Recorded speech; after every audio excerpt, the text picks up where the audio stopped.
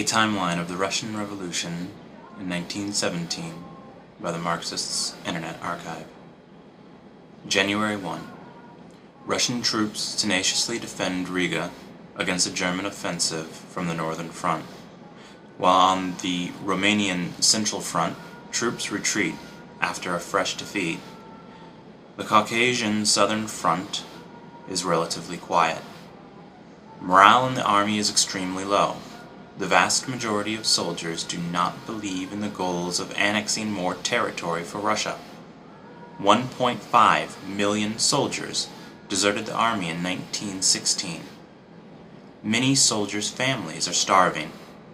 50% of the nation's farmers are fighting in the war, and they are being kicked off their land by kulaks. Meanwhile, ethnic minorities continue to suffer severe repression. The Tsar orders the wide-scale firing of all Jews in government, while crippled Jewish soldiers are sent to Siberia. January 9th. The Bolsheviks, whose membership has been steadily increasing to 24,000 people, help organize demonstrations in remembrance of Bloody Sunday. All the main Bolshevik leaders are in prison or exile, so the vast majority of current party decisions are made from the bottom up. 30,000 Moscow workers strike in demonstration, while 145,000 workers strike in Petrograd. Baku, Nizhny-Novgorod, Novochersk, Voronezh, Kharkov, Rostov-on-Don, the Donbass area, and other cities also conduct a one-day strike. January 26. The Workers' Group, a part of the War Industries Committee, has its members arrested by the secret police after appealing for a new provisional government. January 31. Petrograd is starving. The city stockpile for flour will last only 10 more days. Meat supplies are completely depleted. Massive queues for food form, despite excruciatingly cold temperatures. Crowds of women sporadically break into stores. February 10. The Counselor of State Mikhail Rodzianko meets with Tsar Nicholas II in Tsarskoye Selo and warns him of massive upheaval throughout the country. Rodzianko insists that tumultuous events can be avoided by strengthening the Duma. Nicholas II ignores this advice. Meanwhile, the Bolsheviks call a strike in Petrograd to protest the 1915 arrest of their Duma members for opposing the war. February 14. The strike called by the Bolsheviks continues, while a Menshevik-called strike begins to show support for the Duma at Taurida Palace, which opens a new session. 90,000 workers are on strike from 58 different factories. Police attempt to arrest the demonstrators, but they fight the police back. No workers march on Taurida Palace, as the Mensheviks had hoped. The Bolshevik Petrograd Committee calls on workers to overthrow the Tsar. February 22nd. The Tsar leaves for general headquarters in Mogilev. Meanwhile, the bosses of the Pulatilov plant lock out striking workers. February 23rd. The February Revolution begins, ignited by International Women's Day. Militant women textile workers, many of whom are soldiers' wives, initiate a massive strike in Petrograd, despite the protests of their own union leadership. 128,000 workers take to the streets, and among their chief demands is an end to the World War and an increase in food. Bourgeois history recounts this organized movement as bread riots. February 24th. The strike doubles in size to around 200,000 workers. Nearly half of all industrial workers in Petrograd are on strike. The new demands of the strike shift heavily toward overthrowing the autocracy and putting an end to the war. Striking workers fraternize with soldiers and Cossacks while bitterly hating the police. February 25th. Vyborg Bolshevik workers break into police stations and cut the telephones to government offices. Armed clashes with police occur, with many killed and wounded. Meanwhile, Empress Alexandra writes to Nicholas II, "This is a hooligan campaign, with boys and girls running about shouting that they have no bread. All this will surely pass." General Khabalov, commander of the Petrograd district, acting under the Tsar's orders, threatens that he will use any means necessary to ban all demonstrations. February 26th. Early Sunday morning, the police launch wide-scale arrests of over 100 leaders of revolutionary organizations, including the Bolsheviks. General Khabalov's soldiers, acting under the Tsar's orders, opened fire on striking workers. 169 workers are killed, and over 1,000 people are injured. By 4 p.m., the 4th Company of the Pavlovsky Regiment, outraged that part of their regiment fired on workers, rushes into the street to subdue them. On the way, police try to stop the company, and a firefight ensues. General Khabalov orders the company to disarm. Some soldiers refuse and join the protesters. Bolshevik workers in the Vyborg district plan to push events into an armed uprising. February 27th. Bolshevik agitators visit with soldiers from the Volnovsky Regiment with the intention of merely starting a good relationship. Before noon, the soldiers decide to kill the commander of the company that fired on the demonstrators the previous day. The soldiers arm themselves and spread the agitation throughout their entire regiment. By afternoon, the Litovsky and Preobrazhensky regiments join this new army, and they storm the main arsenal, liberating 40,000 rifles. Fully armed, they move on to liberate political prisoners from Kretsky jail. February 27th. By nightfall, 66,000 men of the Petrograd garrison, a day ago ordered to fire on striking workers, have now joined the striking workers, fully armed. The Bolsheviks continue agitating for the creation of a new government, and the elected delegates, workers, peasants, and soldiers, of the Petrograd Soviet arrive at Taruda Palace, creating an executive committee. While the Bolshevik rank and file had been incredibly successful at creating a revolutionary movement, they were unable to get good results in elections to the Soviet. The Mensheviks and socialist revolutionaries, who promised everything, fare much better. Both parties believe the current revolution needs to be capitalist before the nation can move into socialism in the unforeseen future, following a political theory called stagism. The Menshevik Nikolai Chetsky becomes leader of the Soviet. Meanwhile, the wheels of the old order keep turning. Rodzianko asks the Duma to convene to resolve on a course of action. The group creates a provisional committee, which urgently asks the Tsar to save himself by sharing power with a prime minister. The Tsar refuses. February 28th. The revolutionary masses seize the city of Moscow. The Tsar's ministers are arrested. The Provisional Committee assumes control of the army, while the Kronstadt soldiers mutiny against their officers. The first issue of Izvestia is published, a newspaper of the Petrograd Soviet. March 1st. The first joint Plenum of the Soviet of Workers and Soldiers Deputies issues Soviet Order No. 1. All soldiers' units will elect soldiers' committees. The decree stipulates that soldiers will now accept orders from the Soldiers' Soviet and their locally elected committees.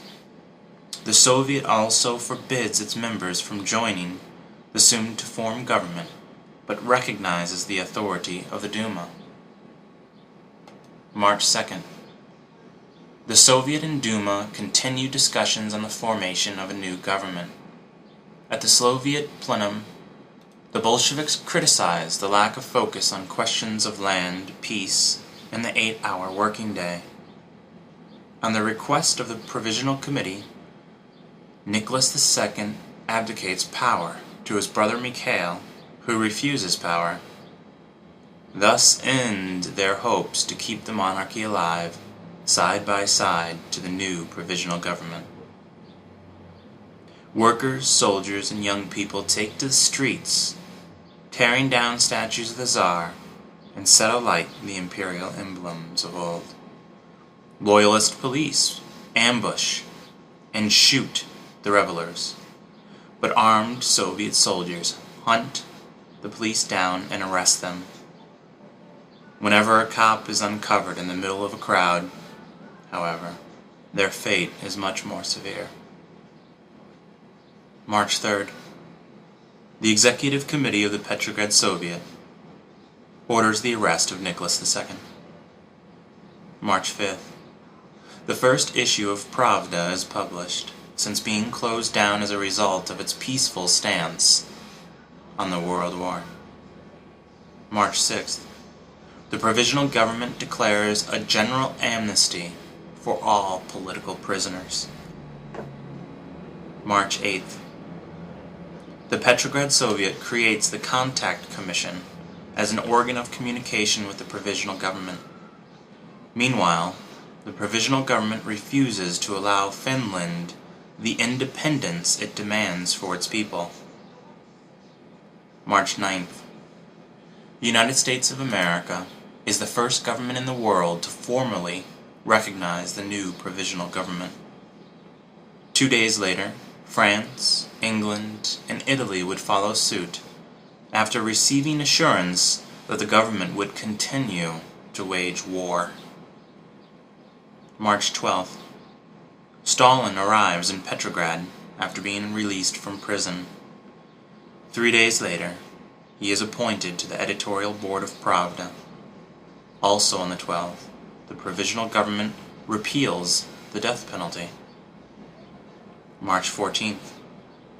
The Petrograd Soviet addresses the people of the whole world, declaring an earnest desire for peace and an end to World War I without annexations or indemnities. March 17th. Poland appeals for independence from Russia. The provisional government refuses. March 18th. Stalin becomes a member of the Executive Committee of the Petrograd Soviet of Workers and Soldiers Deputies. March 19th. The provisional government refuses to pass an agrarian act for the desperate food crisis in the nation and the wide-scale disenfranchisement of the peasantry. Instead, the government condemns looters and forced seizures of the land.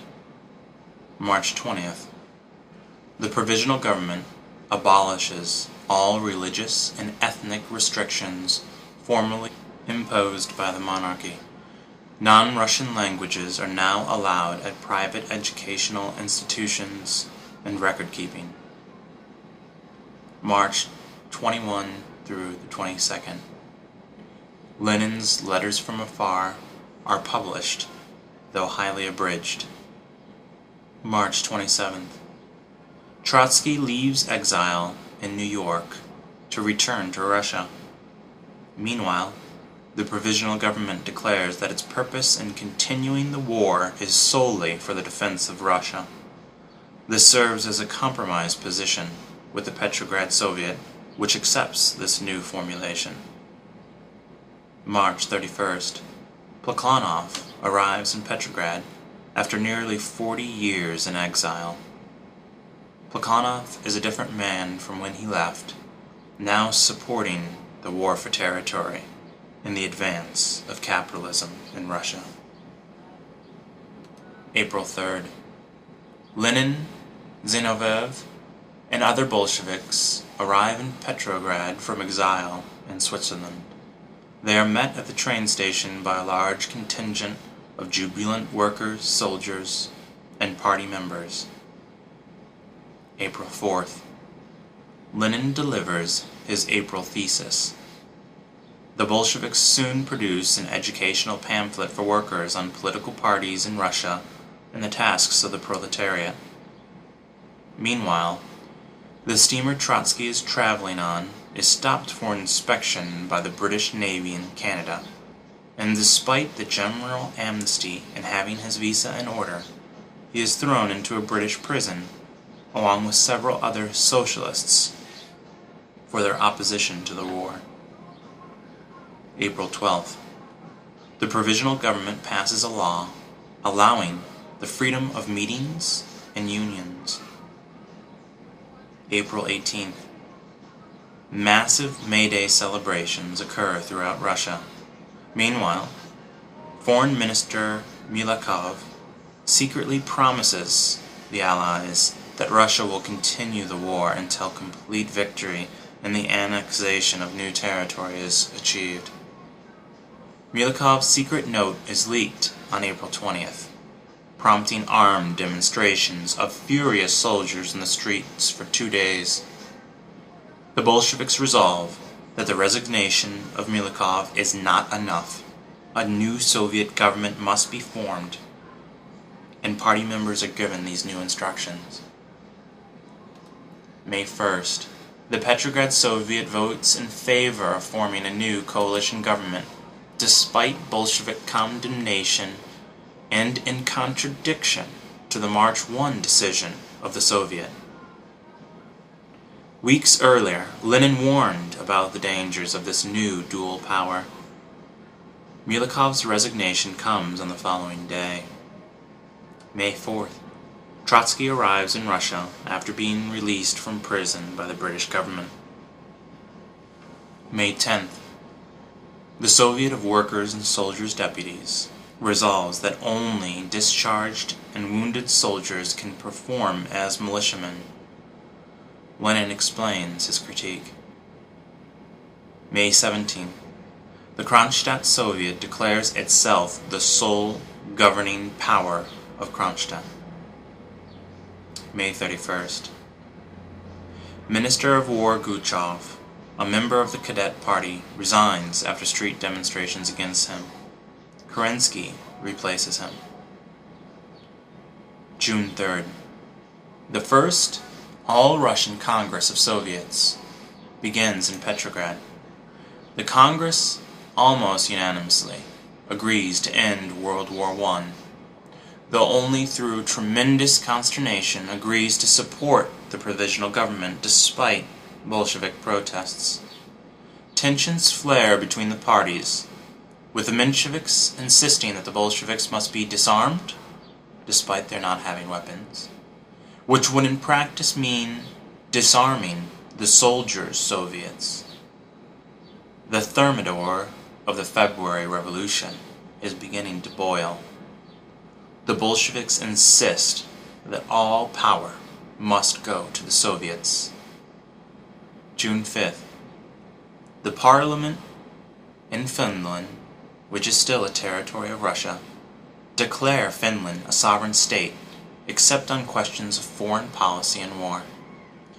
The provisional government sends troops to crush the Parliament, which soon wavers and votes in favor of their own dissolution. June 10th. The Central Rada, formed in Kiev on March 4th, proclaimed the independence of the Ukraine. The ongoing Congress of Soviets unanimously supports this declaration of independence. Meanwhile, the demonstration the Bolsheviks plan to hold against the government is banned. The Mensheviks then go factory to factory, telling workers not to stage a demonstration. The workers, in turn, berate the Mensheviks. The Mensheviks see a massive conspiracy, explaining the masses are thick with Bolsheviks, and secretly ask the Cossacks to help them crush the Bolsheviks, to which the Cossack ataman replies, "We, Cossacks, will never go against the Soviet." Whole regiments accept the ban on the demonstration solely on the basis of Bolshevik acceptance, whose party policy wholly accepts any and all decisions of the Soviet. June 11th. The Mensheviks continue their assault on the Bolsheviks, agitating that they be arrested, and claim the party is controlled by Germany. After days of debate, the Mensheviks dropped their demand to disarm the workers. Further, realizing their support would vaporize following the dispersal of the June 10th protests, the Mensheviks put forward a motion to hold demonstrations on the 18th, and the Soviet passes the motion. June 18th. Kerensky launches a fresh offensive on the Eastern Front, despite incredibly low morale, poor supplies and logistics, and in the absence of sound strategic thinking. German counterattacks bring devastating losses. 150,000 Russians are killed, with nearly 250,000 wounded. The pro-peace Bolsheviks show their massive support, with an enormous demonstration against the war of 400,000 workers and soldiers in Petrograd, Moscow, Kiev, Kharkov, and other cities, nearly all protesters carrying banners echoing the Bolshevik line. Meanwhile, under the cover of the demonstrations, the anarchists attack several prisons, liberating 460 criminals. The provisional government turns this into propaganda, claiming the Bolsheviks helped. Many of the Petrograd anarchists are arrested. June 21st. After the demonstration of the 18th, workers at the Putilov factory go on strike. The Bolsheviks, together with workers from 70 other factories, meet with the Putilov workers, sympathize with their grievances, but call for restraint. Workers are starving. Soldiers demand to be sent home to plow the fields. The 1st Machine Gun Regiment declares that detachments shall be sent to the front only when the war has a revolutionary character. Entire divisions of soldiers are arrested for disobedience. Soldiers are constantly demanding that Bolsheviks immediately overthrow the government, but the Bolsheviks need the support of the entire Soviet. Lenin understands that the present calamities will lead to a change in the Soviet, which will then enable a real, democratic Soviet revolution. June 23rd. The Kronstadt anarchists demand the liberation of Petrograd anarchists. Otherwise, they promise to liberate them by force. June 24th. Izvestia reports plans by the provisional government to close a series of factories in Petrograd, potentially leaving thousands jobless. Meanwhile, the Oranienbaum garrisons inform the government that they support Kronstadt. June 26th. The Grenadier Guard Regiment returns from the front and joins the Kronstadt anarchists. July 1st. The 2nd Machine Gun Regiment demands all power to the Soviets, while the 3rd Infantry Regiment refuses to send 14 replacement companies to the front. Meanwhile, the 1st Machine Gun Regiment marches to Ornbon, to Petrograd. The Soviet Executive Committee, now sharing power with the provisional government, tells them to go home, but the soldiers refuse. The Bolsheviks organize for the machine gunners to have food in quarters. According to the historian observer Sukhanov, in these days Petrograd felt itself to be upon the verge of some sort of explosion. July 3rd, also known as the beginning of the July Days. After receiving an order to go to the front, thousands of machine gunners hold a meeting about an armed insurrection. The Bolsheviks try to cool things off, while the anarchists stoke the fire. The soldiers decide to march, fully armed, and send delegates from one factory after another, with workers dropping everything to join the march. Tens of thousands go marching, demanding all power to the Soviets. The Bolsheviks change tactics. No longer trying to restrain the masses, they agree to support them, so long as they peacefully march to the seat of government, elect delegates, and present their demands to the Executive Committee of the Soviets. The masses agree. Meanwhile, the government spends the entire day calling on troops from across the country to come in defense of the capital. The Mensheviks and Socialist Revolutionaries decry the Bolsheviks for the insurrection, claiming they are threatening the Soviets.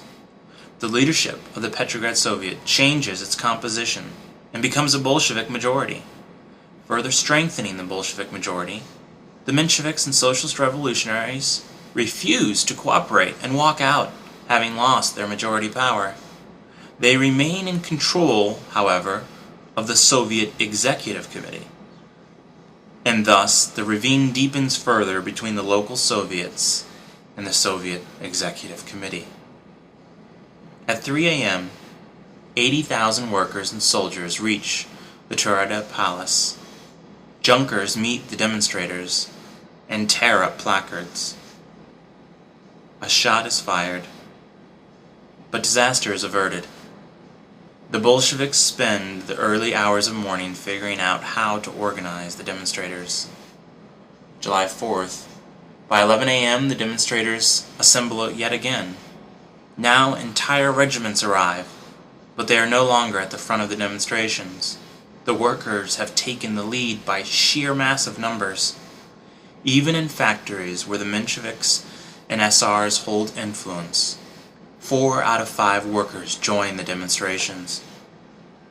The nation witnesses a massive general strike. Lenin speaks to the demonstrators, encouraging their slogan of all power to the Soviets. Over 500,000 people attend the demonstrations in Petrograd. The first of the soldiers from the front arrive to support the provisional government, and frightened that a revolution is imminent, are ordered to launch ambushes against the masses. 400 people are killed and wounded. The Mensheviks, with their hands covered in blood, eventually convince the demonstrators to go home. July 5th. At 6 a.m., the government begins the offensive. The offices and printing machinery of Pravda are once again destroyed. Workers distributing the paper are murdered in the streets. Ironically, the last documents to come from the press are the continued Bolshevik position of stopping the demonstration. Government agents then ransack the headquarters of the Bolshevik Central Committee and Petrograd Committee. Union and Soviet workers are arrested en masse from factories and meeting halls in retaliation for their leadership of the demonstrations. Wide-scale fear and intimidation grips the city as the police presence intensifies to an almost martial law status. The mere mention of Lenin or the Bolsheviks is cause for arrest. July 6th. Around 120 Kronstadt sailors refuse to give in and retreat to the Peter and Paul fortress. Red Guards, which are militias of regularly factory workers, set up a barricade and begin a siege. Stalin mediates and reaches an agreement with both sides. The Kronstadters will disarm and return for getting free passage back to Kronstadt. The general strike comes to an end, and workers return to their jobs, fearful of arrest. The government-induced terror becomes near hysteria, and countless numbers are arrested as spies. All troops called in from the front arrive in Petrograd in a massive show of force. July 7th. The provisional government orders the arrest of Lenin, claiming that he is a German spy, and that the Bolsheviks incited the uprising. The provisional government further orders the disbandment of the Petrograd garrison. July 8th. Kerensky becomes the head of government after Lvov resigns. The provisional government attempts to improve public relations and announces that it will hold elections to the Constituent Assembly on September 17th, work on legislation for the 8-hour day, create better labor safety, and carry out land reform. None of these promises would be kept. July 11th. Lenin goes into hiding. July 12th. The provisional government reintroduces a law allowing drumhead trials at the front, which are summary executions for retreating, disobedience, and so on. Furthermore, all radical political ideals are censored, and many newspapers are shut down. On the 19th, Lenin responds that a workers' government will close down all bourgeois newspapers. July 18th. General Kornilov becomes the supreme commander-in-chief of the Russian armed forces. July 24th. The second coalition government is formed. Kerensky appoints himself president. The Mensheviks, cadets, and socialist revolutionaries join the government. July 26th through August 3rd. The 6th Congress of the Russian Social Democratic Labor Party Bolsheviks occurs, representing 240,000 party members. Since Lenin is in hiding, Stalin delivers the report on the work of the Central Committee. The Congress resolves that a peaceful revolution has become impossible. Further, the party decides on the principle of democratic centralism. August. Since March, 568 enterprises, laying off more than 104,000 workers, have closed down. Prices, on average, have risen by 248% compared to 1913 prices, though urban centers are hit the hardest. In Moscow, prices inflated by 836%. Meanwhile, real wages fell by 54% since 1913.